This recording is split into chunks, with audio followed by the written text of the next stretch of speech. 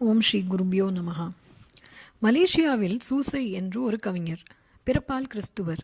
தமிழ் மொழியின் மேல் ஆறாத அன்பும் இந்து சமய தத்துவங்களிடம் ஈடுபாடும் உடையவர். சென்னை நண்பர் ஒருவரை அழைத்து கொண்டு மகா சுவாமிகளை தரிசிக்க காஞ்சிபுரம் வந்தார். அன்றைக்கு என்று ஏராளமான கூட்டம். இவர்கள் பெரியவாளை தரிசிக்க முடியுமா? முடிந்தாலும் மடத்துக்கு முன்னரே அனுப்பப்பட்ட மலேசிய மொழியில் மொழிபெயர்க்கப்பட்ட அபிராமி அந்தாதி பாஞ்சாலி சபதம் பற்றி பேச முடியுமா என்று தவிப்பு. ஒரு தொண்டர் வந்தார். இங்கே யாரு சூசை? நான் தான். உங்கள் சிநேகிதர் ராமமூர்த்தி? இதோ இவர்தான். 2 பேரையும் உள்ளே அழைத்து வரும்படி உத்தரவாயிருக்கு. உள்ளே சென்றார்கள். இவர்தான் சூசையா? மெய் சிலிர்த்தது கவிஞருக்கு. அபிராமி அந்தாதியை முதல்ல உங்க ஊர் பாஷையில சொல்லுங்கோ, அப்புறம் தமிழ்ல சொல்லுங்கோ. கவிஞருக்கு எல்லை இல்லாத மகிழ்ச்சி. முதலில் மலேசிய மொழியில் அவரே மொழிபெயர்த்த அபிராமி அந்தாதியை சொன்னார்.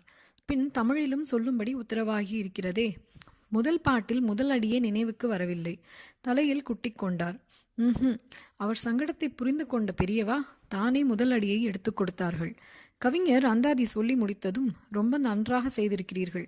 உங்கள் மொழிபெயர்ப்பில் 7 சமஸ்கிருத வார்த்தைகள் இருக்கின்றன என்று கூறி அதிர்ச்சியடைய செய்ததுடன் அவைகள் என்னென்ன என்று பட்டியலிட்டார்கள்.